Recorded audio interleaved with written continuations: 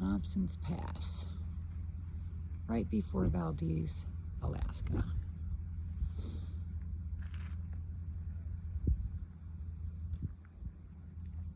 I love how they have the trails down there. I was just telling my husband, we've lived here for 12 years and we have yet to take some four-wheelers down here and just explore all these paths. A lot of people go walking,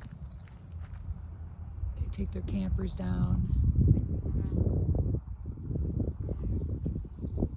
take these trails. I wonder, like, literally how far they go. Can't even imagine, like, how many miles this is.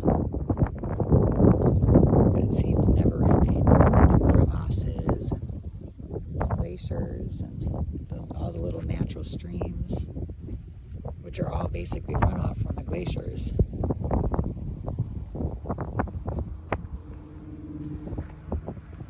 Get here, we'll have all these pull-offs. There's husband. Backside of Worthington. Yeah, and then when you come over here, you can see the backside of Worthington Glacier there coming out the other side of the mountain.